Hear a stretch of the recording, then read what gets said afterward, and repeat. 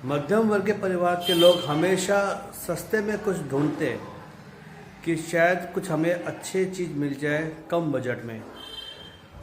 लेकिन कई बार कम बजट में कुछ सामान लेना बहुत महंगा पड़ जाता है। ऐसा हुआ एक शुक्ला जी के साथ, जिन्होंने कम बजट में एक फ्लोर तो खरीद लिया, लेकिन वो फ्लोर कितना उनके लिए घातक हुआ, क्योंकि वो फ्लोर जो था वो एक शमशान घाट के साथ बना हुआ था, जो कम बजट में उन्होंने ख़रीदा। और इस कहानी में उनके साथ क्या क्या अनुभव हुए और उनको कितना कुछ खोना पड़ा अपने इस फ्लैट में, तो वो मैं कहानी आपको बताता हूँ, जो एक सच्ची कहानी है। कहानी पे बने रहिए, कहीं जाइए मत। और मेरी वीडियो आपको अच्छी लगे तो इस चैनल को सब्सक्राइब करें, शेयर करें और लाइक करें, और ऐसी और आपको आगे कहानी मिलती रहेगी। तो चलिए शुरू करते हैं आज की कहानी। नमस्कार। आज की ये कहानी उत्तराखंड के एक शुक्ला परिवार की है। उन्होंने अपनी कहानी में मुझे ये बताया कि कैसे उन्होंने अपने इस जीवन में कितने संघर्ष किए और थोड़ा थोड़ा पैसा इकट्ठा करके उन्होंने एक मकान खरीदा, क्योंकि एक मध्यम वर्गीय परिवार के थे और एक सरकारी नौकरी में वो कार्यरत थे। हर मध्यम वर्गीय परिवार का एक सपना होता है कि कम पैसे में एक अच्छा घर मिल जाए। तो इसी उम्मीद से इन्होंने एक मकान तो लिया, और ये जो मकान था ये आगे जाकर इनके लिए एक अभिशाप बन गया। ये मकान जो लिया इन्होंने, ये एक शमशान घाट के पास था। तो इनकी कहानी में ये होता है कि एक दिन ये किसी शादी में जाते हैं, और शादी में जब जाते हैं तो 100% लोग क्या करते हैं, कुछ एक्स्ट्रा कुछ खा लेते हैं। तो इन्होंने खाना वाना खा लिया और फिर घर आके देखते हैं कि भैया इनको थोड़ा मतलब कि पेट में डाइजेस्ट नहीं हो रहा था। तो ये अपने रूम में टहलने लगे। इनका जो रूम था वो बिल्कुल ऊपर के फ्लोर की ओर बना हुआ था, और इनके रूम में खिड़की थी जो शमशान घाट की ओर खुला करती थी। तो लेकिन इनके घर में जो इनके माता जी है, पिताजी है और धर्मपत्नी, उन्होंने मना किया था कि आप इस खिड़की को मत खोलना। तो उस दिन क्या हुआ, शुक्ला जी को कि ज़्यादा खा लिया था, तो अपने रूम में टहलना इन्होंने शुरू कर दिया। तो फिर ये कहते हैं कि मुझे ऐसा लगा जैसे कि घुटन सी हो रही है, क्योंकि कुछ गर्मियों के दिन थे। तो इन्होंने क्या किया, इन्होंने वो खिड़की खोली ये सोचकर कि चलो कुछ हवा पास होगी तो मुझे अच्छा लगेगा।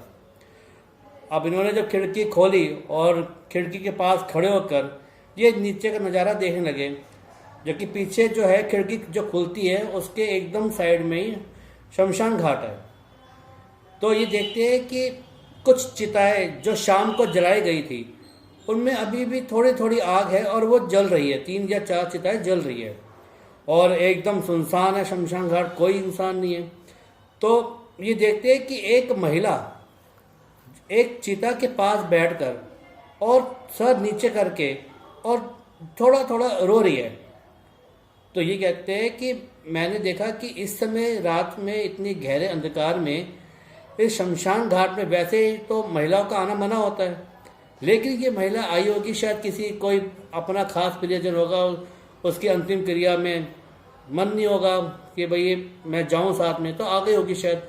लेकिन इतना अंधकार हो गया है, इतना समय बीत गया है, इसको वापस जाना चाहिए। और ये देखते इन्होंने मुझे बताया कि इन्होंने देखा कि शमशान घाट का जो गेट है वो पूरा बंद है। इन्होंने आसपास देखा, कोई इंसान नजर नहीं आ रहा, लेकिन इस लेडीज की आवाज़ धीरे धीरे रोने की आ रही थी। तो इन्होंने उसको आवाज़ लगाई कि बहन जी, ओ बहन जी, आप कौन हो और यहाँ पे क्या कर रहे हो? आप जाओ, बहुत समय हो गया, यहाँ पे आपका ज़्यादा देर बैठना सही नहीं है। लेकिन इन्होंने कई बार उसको पुकारा, लेकिन उस लेडी ने कोई आंसर नहीं दिया, और हर पुकार के साथ साथ उस लेडी की रोने की आवाज़ बढ़नी शुरू हो गई। और इन्होंने उसको बोला कि आप मत रोइए, आप घर चले जाइए, यहाँ पे आपका ज़्यादा रहना ठीक नहीं है। और ये बताते हैं कि उस लेडी ने अपना चेहरा ऐसे नीचे किया हुआ था, और जब उसने धीरे धीरे अपना चेहरा ऊपर किया तो ये शुक्ला जी कहते हैं कि एकदम ये डर गए, क्योंकि उसका चेहरा एक आम इंसान के जैसा नहीं था, क्योंकि उसका चेहरा ऐसा था जैसे मानो 3 या 4 आदमी के बराबर किसी का अगर सर हम जोड़ देते हैं ना, अगर 3 या 4 आदमी का अगर हम सर एक साथ जोड़े तो जो उसका आकार बनेगा, इतना बड़ा उसका चेहरा था। तो ये उसको देख के एकदम डर गए और फटाफट इन्होंने क्या किया, खिड़की बंद करी और जाके अपने बेड पर बैठ गए। ये कहते हैं कि जब मैं बेड पे जाके बैठ गया तो मुझे ऐसा लगा जैसे कि मेरे कमरे में किसी के जलने की बदबू आ रही है। आपने देखा होगा, कभी गए होंगे कभी शमशान घाट में, जब किसी लाश को या अंतिम क्रिया होती है तो वहाँ पे एक अजीब सी स्मेल आती है। तो वो स्मेल, जो एक मांस जलता है शरीर का, जो वो स्मेल इनको अपने रूम में आ रही थी। जबकि वहाँ पे इन्होंने दरवाज़ा बंद कर दिया था, खिड़की बंद कर दी थी, तो इनको स्मेल आ रही थी। तो ये कहते हैं कि मुझे अजीब सी स्मेल आने लगी और दम घुटना सा मेरा शुरू हो गया। तो ये कहते हैं कि मैंने देखा कि मेरे दरवाजे के कोने में एक महिला बैठी है और उसका सर नीचे और वो रो रही है। और कौन, ये वो महिला कौन थी? ये वही महिला थी जो शमशान घाट के नीचे उसने देखा था, उस महिला को रोते हुए देखा था।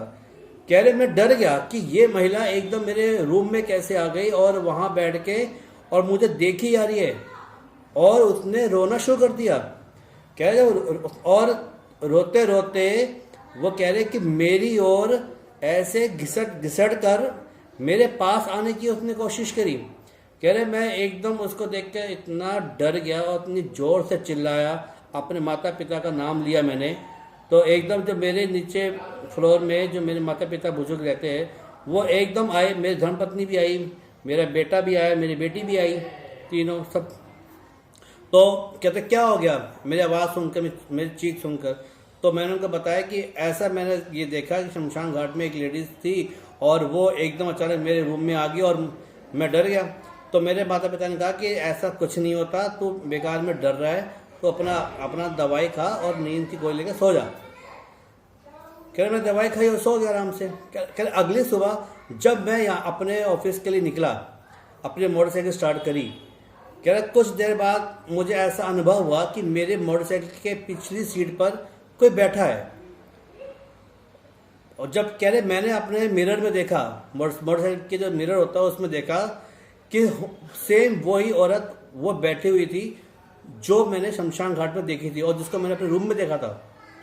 कह रहे मैंने उसका देखा, एकदम मेरा सब पसीने पसीने हो गए, मेरा अपना बैलेंस बिगड़ गया मेरा। तो ये बताते हैं कि इनका एक्सीडेंट हो गया था, ये एकदम गिर पड़े। कह रहा फिर जैसे ही उठे संभाले अपने आप को, कह तभी इनके मोबाइल पे घंटी बजती है। कह रहे इन्होंने अपना मोबाइल देखा तो देखा इनके घर से इनके धर्मपत्नी का फ़ोन आया। तो इन्होंने फ़ोन उठाया, बोला हाँ क्या हुआ? कहती है आप कहाँ पर हो? इन्होंने कहा कि मैं बस जा रहा हूँ रास्ते में, बताइए। कहते अब जहाँ पर हो फटाफट घर में आओ, हमारी बिटिया को कुछ हो गया। तो ये कहते हैं इन्होंने फटाफट अपनी बाइक जैसे मर्जी उठाई, स्टार्ट करी और सीधा अपने घर को आते हैं। तो क्या घर के जब मैं गेट पर आया तो देखा बहुत सारी भीड़ लगी वहाँ पर। तो आसपास के पड़ोसी लोग आ गए, सब क्या हुआ क्या हुआ। और जब मैंने अंदर रूम में गया तो देखा कि वहाँ पर मेरी बेटी, घर का जो मेन कमरा होता है जिसे हम गेस्ट रूम बोलते हैं, उस रूम में जाके बीचों बीच बैठ के और बाल खोल के और जोर जोर से रो रही है। और कोई उसको कुछ बोले तो उसकी आवाज़ सुनती नहीं है और एक ही शब्द कह रही है कि सब के सब मरोगे, कोई नहीं बचेगा, आज मैं आज़ाद हो गई हूँ। ये कह के वो सबको ऐसे बोली आ रही। तो वो बताते हैं शुक्ला जी कि मेरे मित्र साथ में खड़े थे, उन्होंने कहा कि शुक्ला जी आप चिंता मत करो, पास वाले एक मंदिर के पुजारी है, उनको मैं जानता हूँ, मैं उनको अभी बुला कर लेकर आता हूँ। तो उन पुजारी जी को मेरे मित्र लेकर आए।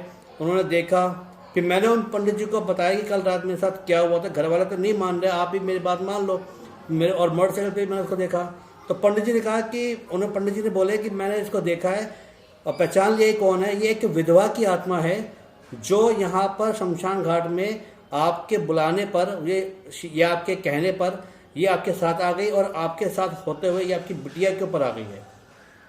और ये बहुत घातक आत्मा है, जिसे हम पिशाचनी या हम चुड़ैल भी कुछ कह सकते हैं। और ये मेरे बस की नहीं है इसको रोकना, बस मैं इसका ये कर सकता हूँ कि मैं इसको कुछ देर के लिए यहाँ पर बांध सकता हूँ क्योंकि सुबह आपको 100% आपको मेहंदीपुर बालाजी इसको लेकर जाना होगा, वहीं इसका निवारण होगा। तो पंडित जी ने एक मंत्र बनाया, मंत्र से एक लॉकेट बना के हम सबके गले में दिया और उस मेरी बिटिया को उसके गले में वो लॉकेट बांध दिया। अब लॉकेट तो बांध दिया, फिर मेरा जो एक बेटा था, वो बताते हैं शुक्ला जी कि मेरा जो छोटा बेटा है वो एकदम हंसता हंसता बाहर से आया और बोला, कोई कहीं नहीं जा पाएगा, तुम सब के सब यहीं मरोगे। ऐसा कहता हुआ वो एकदम बेहोश हो गया। और उसके बाद वो कहते हैं कि हमने ऐसा देखा कि वो मेरा बेटा था, वो उल्टे पैर चलना शुरू कर दिया, यानी कि लेटा हुआ है पेट के बल और ऐसे जैसे कहते हैं हाथ नीचे पेट ऊपर, ऐसे उल्टा होकर चलने लग गया। और तभी पंडित जी ने उसको फिर कुछ मंत्र पढ़ के उसको शांत किया और फिर बोले कि आपको कल सुबह 100% आपको मेहंदीपुर बालाजी उसको लेकर जाना होगा, वही इसका निवारण है, वरना ये आपके घर को बहुत हानि पहुंचा देगी। और मैं यहाँ पे ये देख रहा हूँ कि इस घर में इसके अलावा और भी बहुत सारे प्रेत बाधाएं हो गई है यहाँ पर। तो उन्होंने बताया कि हम सुबह भी इसको जैसे तैसे करके मेहंदीपुर बालाजी के लिए गाड़ी बुक करके इसको ले गए, जो हमारे घर से लगभग बहुत दूर था। उत्तराखंड से अब मेहंदीपुर बालाजी लगभग 600-700 किलोमीटर का गैप आता है। क्या हम उसको रास्ते में लेके गए और जो रास्ते में इसने जो उथल पुथल करी, जो हमारे साथ इसने मतलब कि हमें अजीब सी आवाज़ में इसने बोलना शुरू किया। और जब ये बोलती थी तो ऐसा लगता था मानो 2 लेडीज़ की आवाज़ आ रही है उसके अंदर, एक इस लड़की की बिटिया की और दूसरी उस लेडी की जो इसके अंदर प्रवेश करके बैठी है। तो बार बार 2 औरतों की आवाज़ इसमें आती थी। तो जैसे जैसे करके वो कहते हैं हम उनको मेहंदीपुर बालाजी लेके गए, वहाँ जाके हमने इनका उपाय करवाया। लगभग 2 महीने लग गए इस बिटिया को उस प्रेत बाधा से मुक्त होने में। कह रहे आज मेरी बिटिया ठीक है, मेरा बेटा भी ठीक है, लेकिन हमने वो मकान छोड़ दिया क्योंकि सस्ते मकान के चक्कर में हमने अपने परिवार को एक दुविधा में डाल दिया था। तो ये कहानी मुझे भेजी है, जैसी भेजी मैंने वैसी बताया, इसलिए कोई मैंने छेड़छाड़ नहीं करी है। और अगर आपको ये मेरी वीडियो अच्छी लगती है तो प्लीज़ इसको लाइक करिए, शेयर करिए और सब्सक्राइब करिए। और यदि आपका अपना कोई सच्चा अनुभव है तो प्लीज़ मुझे मेल करिए manishmishra@gmail.com पर, या मेरे सच्चे अनुभव विद मनीष मेरे इस यूट्यूब चैनल पर आप मुझे अपने कमेंट्स और अपने जो अनुभव है मुझे भेज सकते हैं। तो प्लीज़ शेयर करिए। मिलते हैं एक अगली नई वीडियो के साथ। जय श्री राम।